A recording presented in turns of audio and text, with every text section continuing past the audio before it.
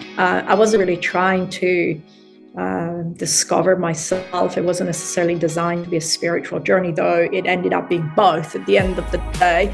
But it was really triggered by this insatiable curiosity. At that point, I had, a very, well, I guess most people, and certainly my parents, thought it was a very good job, very promising career. I was working in New York City, and I had everything that a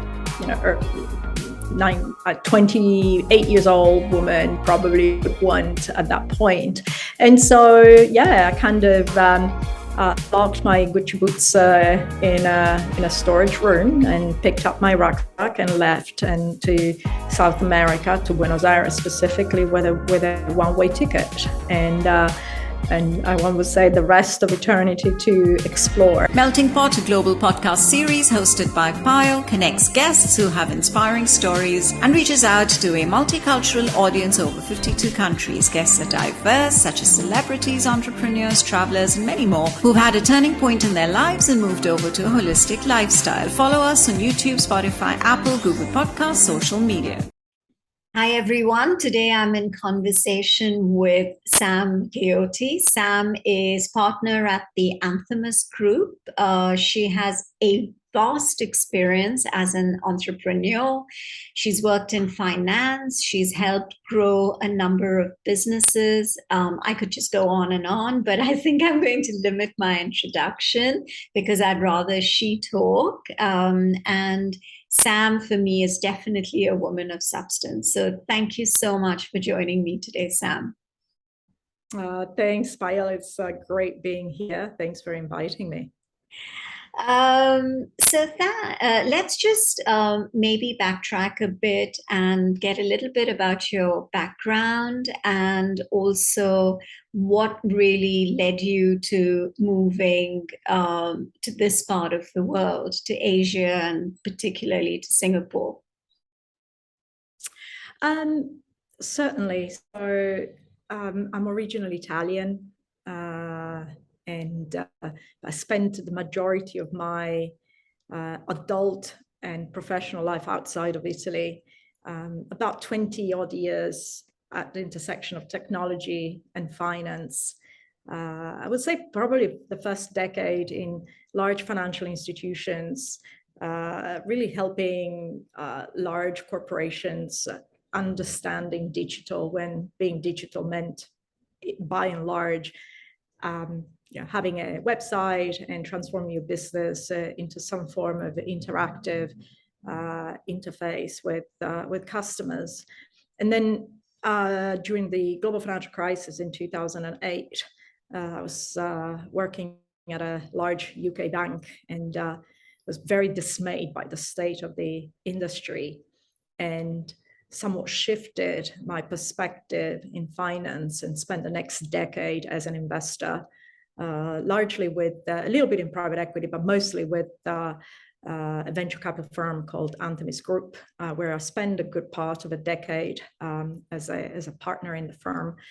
I loved my time at Anthemous. It was a very pioneering experience in financial technology. When we started, Fintech wasn't even an asset class at all, and grew to become one of the most active Fintech investors globally, particularly focused on Europe and North America.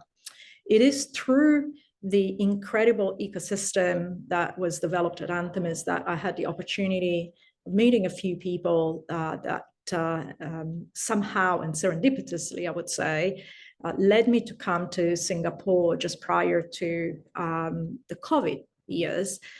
In fact, our personal connection through Walter is one of the key reasons as to why I came to Singapore, to help him, the rest of the Sing Life team and the board, where I shared some relevant connections because some of the shareholders at Sing Life were also anchor investors in one of the funds that I was running. And so that is technically how I came here to Singapore to help Walter, the Sing Life team, to shape the business, prepare it for the next sort of stage of growth. As you probably know, the business exited in 2021 through a private equity deal, merged two assets, Singlife and Aviva. And subsequently to that, I rebooted part of the Singlife team and I guess re-energized with my entrepreneurial passion and pointed that towards Japan. So my latest venture is actually in the Japanese market, which is why I'm currently toggling between Singapore and Tokyo.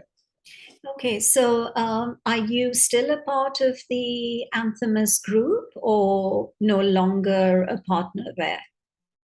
I left Anthemous in 2019 and so officially left the company, although as one would say, you never really leave an ecosystem. And so if you think about Anthemous as such, I still have many friends there. In fact, Anthemous is one of the investors in my current business. So somehow the relationships, the ties, the friendships that were built there are still, I say, very, very alive and at the table right now. I just, as a layman, wanted to ask you to just elaborate a little bit on financial services as a term. I'm sure it's got several layers to it.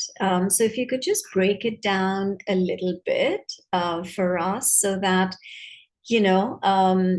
what really encompasses financial services. That's one. And two, what is fintech? And if you could give some examples of fintech. What is financial services? Financial services are services related to all things money. If you think of as money in the broader sense, it's one of the key components of every economy, big, large, small, emerging, mature. Every economy in the world since the dawn of time has been operating on the basis of trade, on the basis of exchange, and on the basis of production. And money is one of the key mechanisms, in fact, the biggest mechanism for humanity to measure economic productivity and exchange and trade.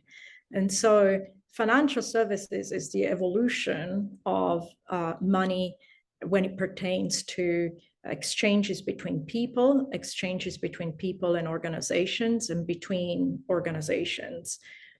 So largely, at a basic sense, you can think about financial services as split into two broad domains of what's called direct to consumer services. In other words, the production and distribution of services to retail consumers, and the other is B2B, so the production, distribution, fulfillment of services between corporations. Another way of sort of thinking about financial services is the type of products that are related to money. So one normal, I guess, categorizations is in banking, insurance, asset management, and payments. Those are the sort of more traditional sort of categorizations of financial services. When it comes to financial technology, as the name alludes, is the application of technology to the production, the packaging, the distribution of financial products. And like every other sector on this planet that has been reshaped by the use of technology, finance is no different. And the application of technology has, I guess, seeped through the entire financial services systems, starting from payments, then moving into banking, and then asset management, and into insurance as well. What is the women in the financial and technology industry. Have you seen a shift? And have you seen, I mean, you're a prime example of it, but outside of yourself, have you seen more and more women getting accepted in senior positions in the financial and the technology industries? I think so. If the question points towards gender diversity, I think the answer is yes. It changes a little bit depending on, I guess, the context. So the geography or the cultural context of the organization. But the answer undoubtedly is yes. If you think about the intersection of finance and tech in particular, they tend to be, in their own right, industries that tend to be more male dominated. Yeah. The intersection of those two, when it comes to, I guess, creating spaces for women, it's even a smaller space. But there are reasons to feel positive and optimistic about it. Certainly, you can see this in, particularly in retail financial services. There's certainly more women today that there used to be in the past. But I would say women in technology and leadership positions, and even in investment roles. I think it's important when we talk about diversity in particular that we, I guess, do not sort of pigeonhole diversity just to gender. Yeah, it's certainly a very important metric. Don't get me wrong, and I have a vested interest in it. Yeah. Not certainly not the only measure to determine true diversity within a decision-making body. And so, cognitive diversity is equally very, very important. And I think that's even a metric that I would say fewer organizations are recognizing. It's much harder to track. It's much harder to implement. But I think it's an important dimension of diversity overall. So what, a little bit about your new venture that you're launching in Japan. If you can, just highlight some of what you are going to be doing there, would be interesting. Certainly. So we're building a business in Japan called Habito. Habito is about changing money habits, and our mission is to change how people think and deal with money for generations of Japanese. In Japan, like in most other countries in the world, but it's particularly acute in Japan, the younger generation has been left aside, particularly from large financial institutions that tend to focus their efforts, their time and attention toward the older generation, simply because that's where the money sits. And that has left an entire younger generation incapable of having a money strategy. And that's particularly critical in Japan, where, as you probably know, most people's life expectancy is approaching 100 years old. So if there's one country where people are expected to live long, is Japan. And I think Japan provides the world over really phenomenal insight and a window to the future for what the world will look like pretty much everywhere 50 years down the line. So I find that exposure to a market that has the social dynamics that are currently present in Japan, quite foretelling. And I believe that solving this problem in Japan would be a very pioneering solution set that can be then replicated. Yeah, then it can be replicated to other countries as well. Okay, interesting. So you've already so the process has already started. You've already kind of um, you know launched your company there and started work, or it's still at a very nascent stage? Well, it's kind of both. It's very nascent because the company was launched last year in September, and we're still not publicly available as a service. So we've been working now for a year and a bit to really sort of build a team, build the partnerships, get the financial license that is required for us to be able to operate as an intermediary of financial services, create the infrastructure, the technology, and so that takes time. But we are very much on our way to be publicly available in Q1 2023. So public launch is coming up very, very shortly. We're very excited about it. We have completed a private beta, basically a test with real customers, with real products, with real value propositions to assess, I would say, validate pre-launch that our central hypothesis about how we acquire customers, what problems we're solving first, and how has been validated. So I'm looking forward to come back to this forum once we're public so that I can tell you a story for real. So how our customers respond to the Habito value proposition. Before we sign off, I am very curious to know a little bit more about. I read that you published a book years ago, and if I am not wrong, it's called 20,000 Miles with My Rucksack. What kind of prompted you to actually write that book? And what is it all about? That's one. And two, are you going to write another book? So you're obviously very well researched, well done, Payal. So I guess sort of maybe I'll preface this by saying I think about myself as a lifelong explorer.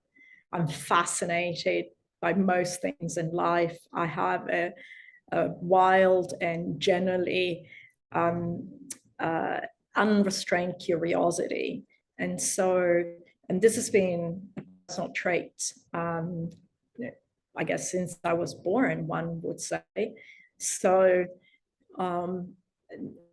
most of the decisions I've taken in life, whether they were personal or professional, were always, I guess, guided by an overriding question, which is, how do I live a life that is worth of my breath?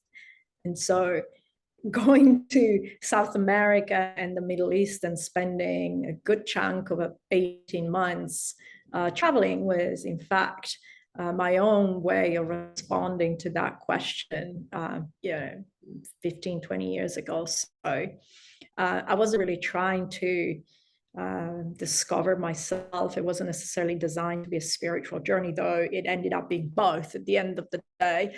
But it was really triggered by this insatiable curiosity. At that point, I had, a very, well, I guess most people, and certainly my parents, thought it was a very good job, very promising career. I was working in New York City, and, I had everything that a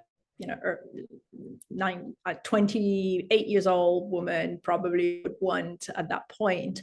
And so, I kind of locked my Gucci boots in a storage room and picked up my rucksack and left and to South America, to Buenos Aires specifically, with a one-way ticket.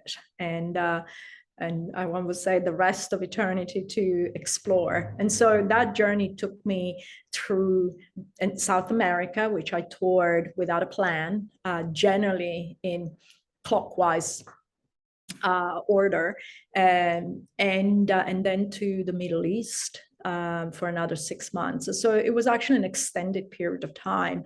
And I can certainly say that without that personal experience, many of the things that have happened later in my life would not have happened. This is partly the story of serendipity, about being at the right place at the right time, not just because of mere sort of, blind luck. It's, serendipity is the reward for taking action, as I say. And so that was an important lesson. So the book was a byproduct of that experience. In fact, one that ended up being written not because I thought of myself necessarily as a gifted writer. In fact, I can tell you I am not. It took me 6 years to write that book, and most chapters were rewritten, north of 10 times.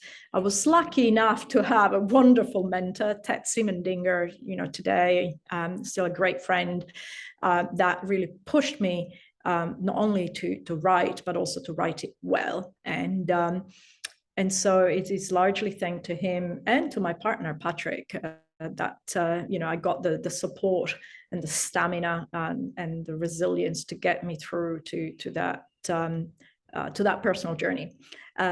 So, yeah, thank you for bringing it up. I'm always pleased and to talk about that experience. And as far as sort of writing a second book, as I hinted, I don't think writing is a natural talent. I find it extraordinarily difficult. I'm a better speaker than a writer, but I really challenge myself to actually get it to a conclusion. I kid you not. I stopped and I threw it away and I sort of cast it aside so many times. And so my biggest lesson from that was, the patience, the care, the nurturing spirit that it takes to take a difficult project to completion, a difficult challenge to completion. I am a little bit more knowledgeable now when it comes to financial services, and of course your experience and your expertise, your